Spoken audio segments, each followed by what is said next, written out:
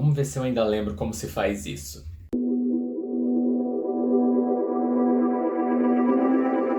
Oi, meu nome é Kaline, bem-vindos a mais um vídeo aqui no canal. Depois de muito tempo estou de volta aqui.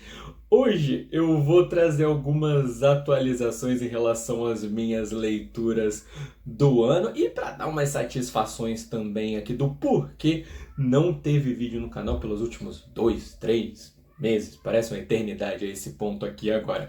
Mas vão ser esses os nossos dois assuntos principais. E já entrando nesse primeiro tópico, eu acabei não postando nenhum vídeo nos últimos meses por um motivo bem simples.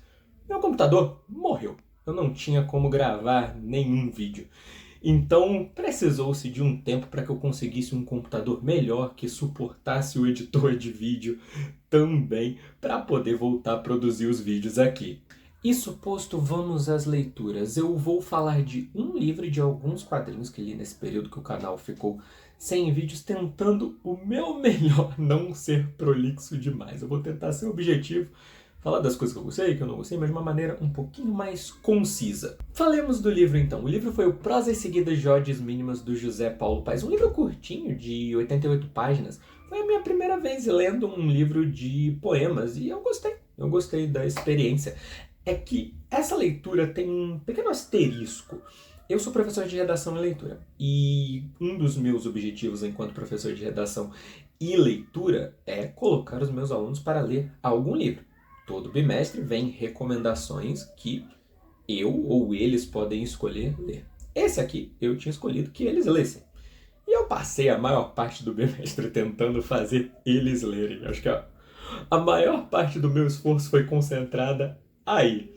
Ainda assim, eu gostei da experiência. Foi algo diferente, foi algo divertido, foi uma boa leitura de fato. Então, antes de seguirmos em frente para os quadrinhos, Prosa Seguidas de Odes Mínimas, do José Paulo Paes, 7 de 10. O primeiro quadrinho que eu li nesse período que o canal ficou sem atividade foi o Rise Against Presents Nowhere Generation.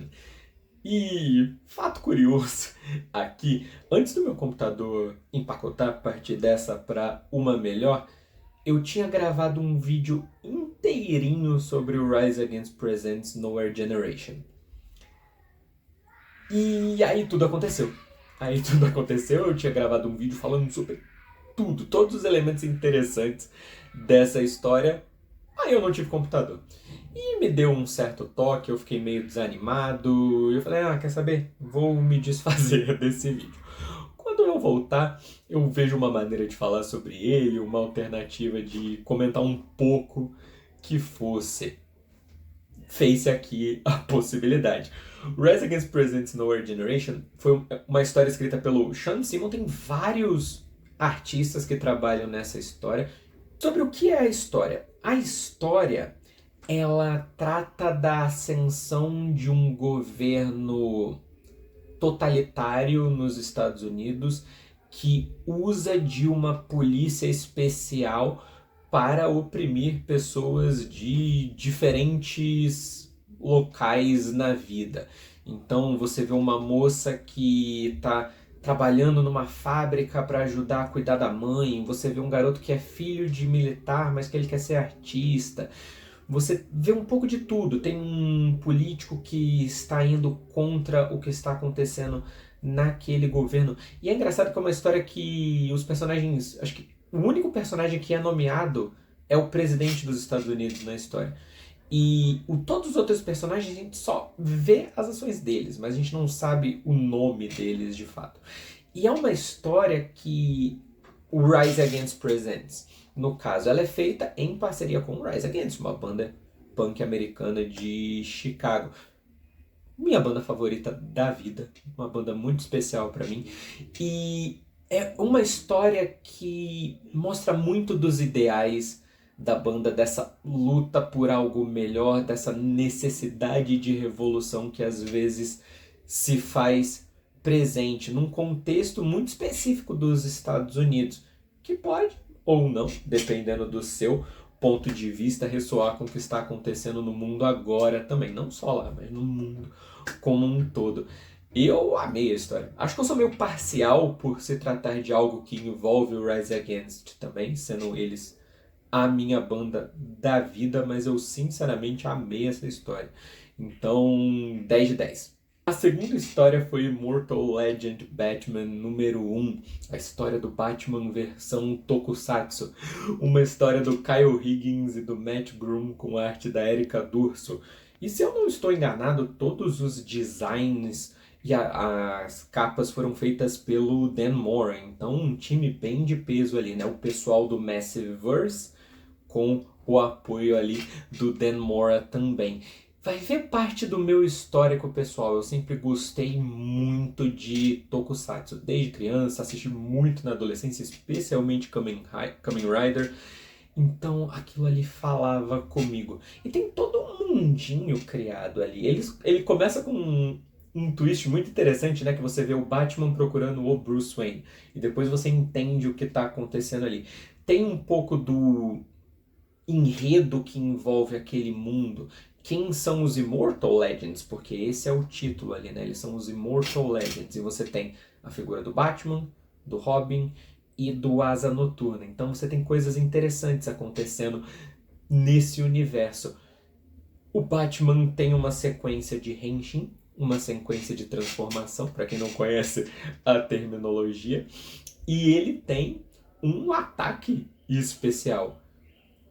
Que, ok, pode parecer meio brega a princípio, mas eu me diverti, porque é bem tokusatsu mesmo. Já saiu a segunda edição, acho que a terceira também, se eu não estou enganado. Posso estar falando bobagem aqui, e eu preciso continuar.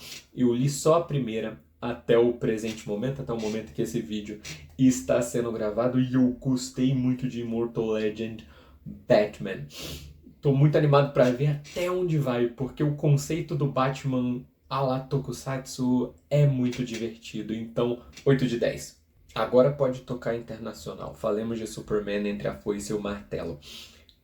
Essa é uma história diferente, pra dizer o mínimo. Eu comprei essa história ainda na pré-venda. Eu vi que a Panini lançaria, fiquei muito animado, porque eu queria muito relembrar essa história e ter uma opinião sobre ela hoje. Eu lembro de ter lido quando eu era mais novo, e o que me restou de memória daquela época foi o fato de que eu tinha gostado, mas que eu achava o final esquisito. Ponto. Sem grandes detalhes. Então era importante que eu lesse e formasse uma opinião sobre ela agora, né? Novamente. O que eu posso falar sobre essa história sem ser prolixo demais, sem entrar em grandes spoilers, é: se você for ler essa história esperando grandes discussões políticas, você vai se decepcionar. Não, a história não é sobre isso.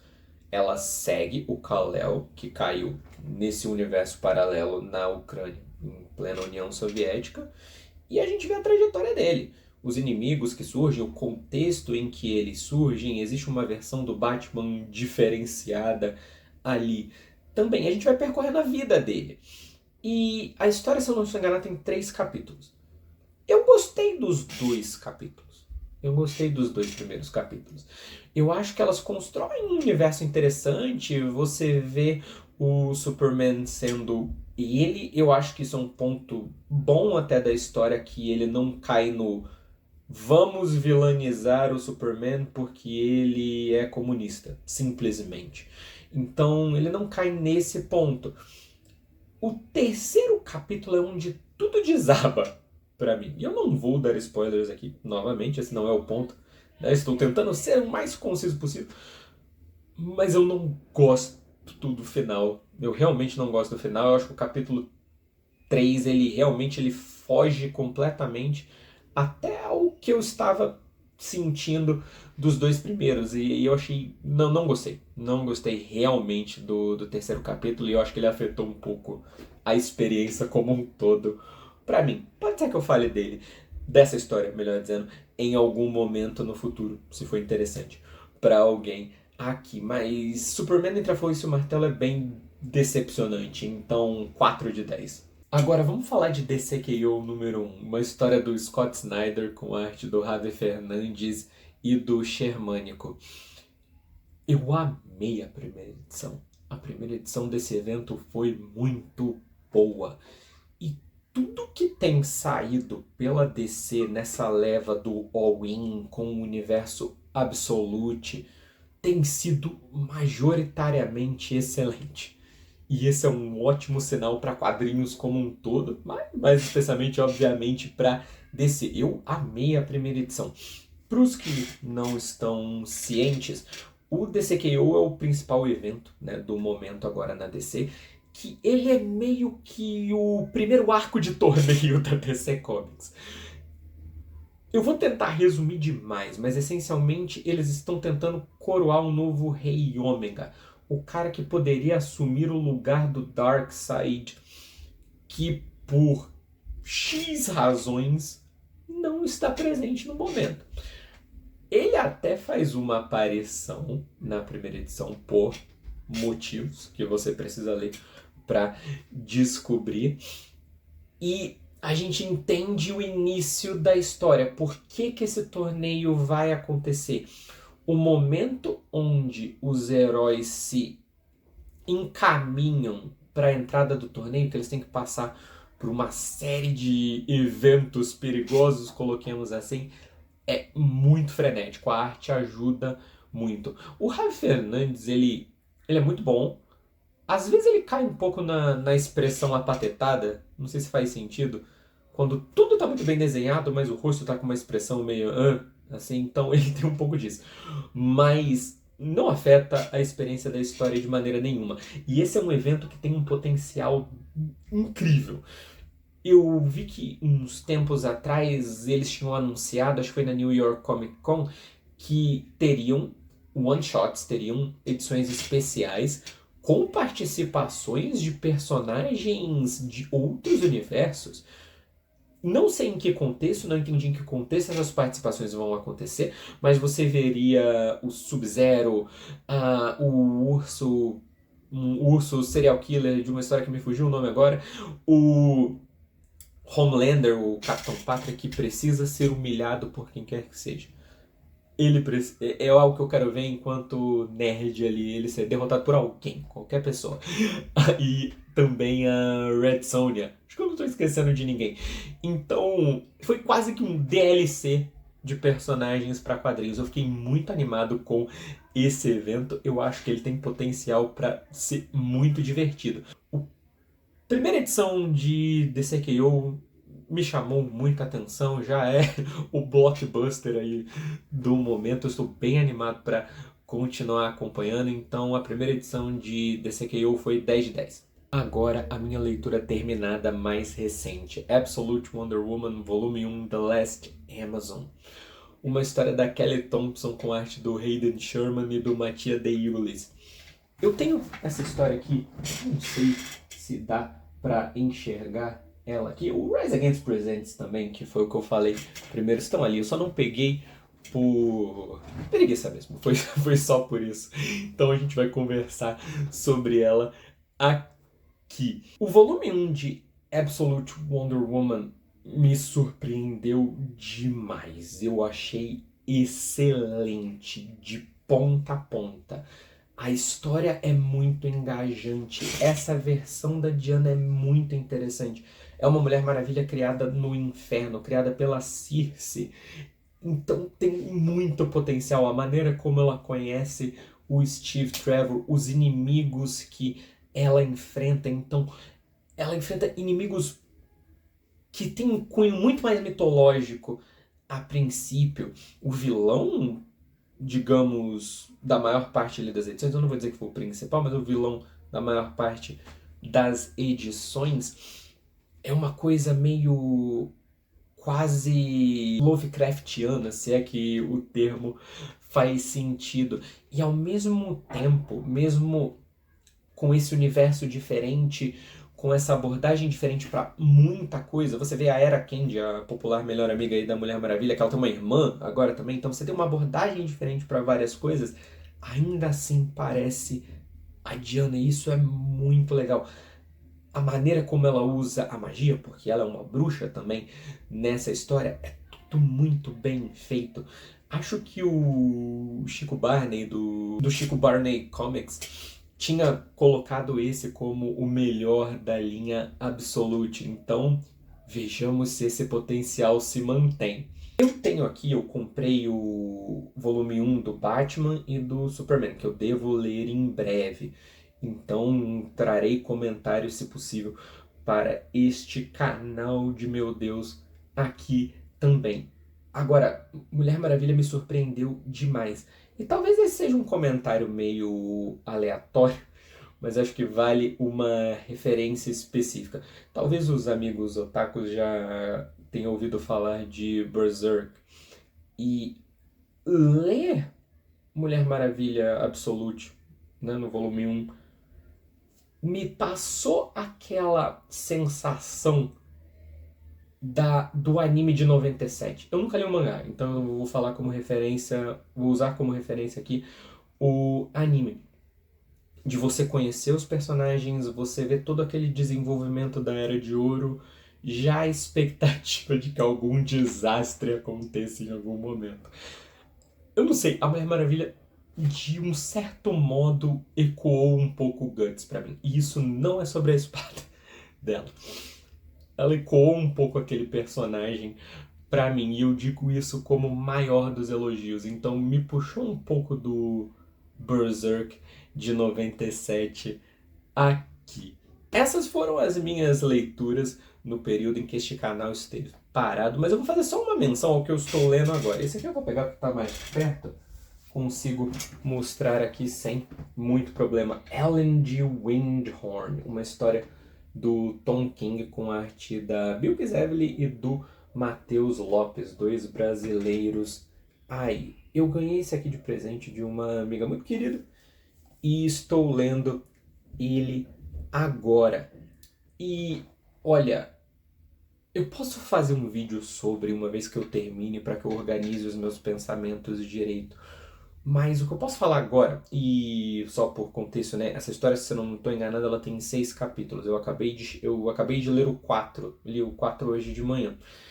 E é muito boa. A arte da Bilquis Evely, esse foi o meu primeiro contato com o trabalho dela. Eu sei que ela e o Tom King já trabalharam no Supergirl Mulher do Amanhã. E... acho que eu falei o título correto. Foi o primeiro contato com o trabalho dela e é muito bom. É muito bom mesmo. Eu gostei muito da arte, a maneira como ela faz esse ambiente um pouco mais antigo, porque é uma história que é muito inspirada na criação de personagens como Conan o Bárbaro. Então você tem umas homenagens sendo feitas ali, a história se passa numa época mais passada ali do mundo real, então você vê diferentes tipos de roupa. A história tem alguns momentos onde ela volta para o presente mesmo, né, no que seria a modernidade. Ali então você vê já estilos diferentes, pessoas diferentes. Então eu posso falar também, uma vez que eu termine.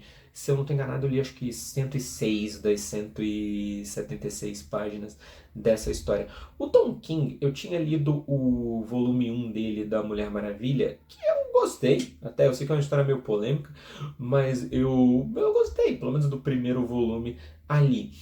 Ele tá bem na história até aqui, o presente momento, vejamos como ela vai terminar. Ele só é um pouco verborrágico, né? Tom King é um cara que ele não desperdiça texto, não, ele não corta nada. Muitas vezes eu ficava esperando aquele espaço ali pra arte da Bilquis conseguir se mostrar completamente, mas é texto atrás de texto. Não me incomodou de maneira nenhuma, acho que a história está sendo bem conduzida, e acho que até por ela se inspirar muito nessas questões literárias, ela toma muito ali do Conan Bárbaro como inspiração, acho que até por isso ele tem uma abordagem diferente. Então, ao todo, até aqui, antes de ter terminado Ellen de Windhorn, eu estou gostando bastante. Posso falar sobre, uma vez que eu complete a história de verdade. Se alguém quiser, só falar, tento trazer assim que possível. Então é isso, pessoal. Essas foram as minhas últimas leituras. Tentei ser o mais conciso possível aqui. Se por acaso vocês quiserem comentários mais amplos de alguma dessas histórias, só deixar nos comentários e eu tento trazer o quanto antes aqui para vocês. Peço perdão novamente pelo tempo de inatividade, mas o meu computador tinha falecido, né? Então não tinha muito como atualizar nada aqui. Espero conseguir agora voltar a um ritmo, produzir mais vídeos e mantendo toda a minha rotina organizada, né? Tem bastante coisa nesse caminho aí pra gente poder conversar, eu tenho algumas ideias. Eu tô assistindo o Pacificador, falta um episódio, falta só realmente o final da primeira temporada, eu não vi a segunda ainda, não sei dos detalhes, eu estou assistindo a primeira que eu estava devendo já há muito tempo. Eu acho, não vou prometer nada ainda, que quando eu voltar aqui será o Pacificador. Pode ser que eu mude meus planos, né? Então vejamos. Não sei se alguma leitura vai entrar na frente dessa fila, mas eu quero realmente comentar um pouco a primeira temporada do Pacificador aqui em breve. Quanto a quadrinhos e leituras, tem bastante coisa, né? Por esse caminho. Eu tô tentando me manter atualizado com o DC KO, que é o evento do momento. Então, se alguém quiser também que eu faça essa cobertura de maneira mais fiel aqui, que eu vá trazendo atualizações sempre que possível do evento, posso pensar nisso também. Mas são planos aí pro futuro. Agora, o primeiro passo é tentar estabelecer o canal, fazer com que as coisas andem aqui de maneira tranquila, né? Se por acaso você chegou aqui hoje e gostou do vídeo, gostou de como eu expus as minhas leituras aqui e puder se inscrever, me ajuda muito, vai ser muito bem-vindo aqui na nossa pequena comunidade. Então espero voltar o quanto antes com mais conteúdo aqui para o canal. Se você quiser, comente aqui embaixo o que achou do vídeo, se você já leu essas coisas que eu li também, se você tem opiniões diversas ou se você concorda com as minhas opiniões, eu vou ficar muito feliz de interagir com você aqui também. Então, é isso. Esse foi o vídeo de hoje. Meu nome é Kalim e até mais.